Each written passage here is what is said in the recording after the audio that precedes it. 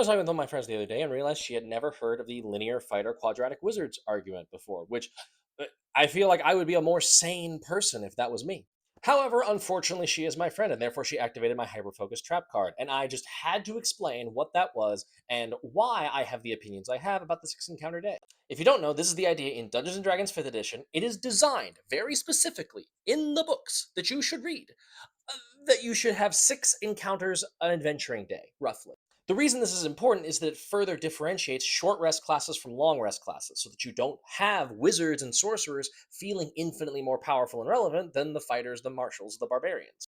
But I understand that a pushback to this play style, and I think this is the thing, is that people don't understand that D&D 5th edition is designed with a very specific play style in mind. But not a lot of people play that play style, and that is totally okay.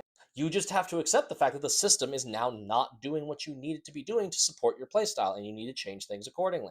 To me, I would say find another system that doesn't require that level of work to invest in it to sort of patch it. But if you really like 5th edition, it's doing other things for you that you want to preserve, here's some tips from me on how to do six encounters a day without doing six encounters a day. I say tips, it's one tip: resource drain. The whole point of six encounters a day is that you are nickel and diming your adventurers out of all of their resources. You want them to lose spell slots, hit points, activated abilities, limited use abilities. You want those things flying away from out of their character sheet and getting expended as the day goes on, while still having stuff that keeps them pushing forward.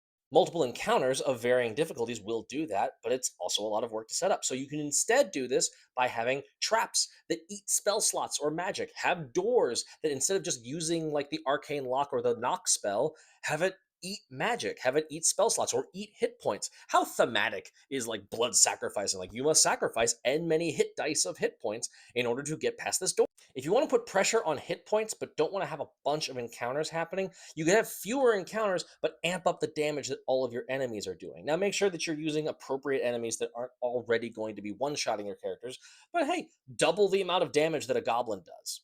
That's totally fine. Caveat to all of this: low level characters don't really work this way. You should be at least level 3 or 4 before you start pulling out these stops. But yeah, if you don't want to focus on having a bunch of encounters that are all going to do that resource draining for you, like the system intends, then you just need to find other ways to get those resources out of your players as they are playing the fewer encounters in an adventuring day.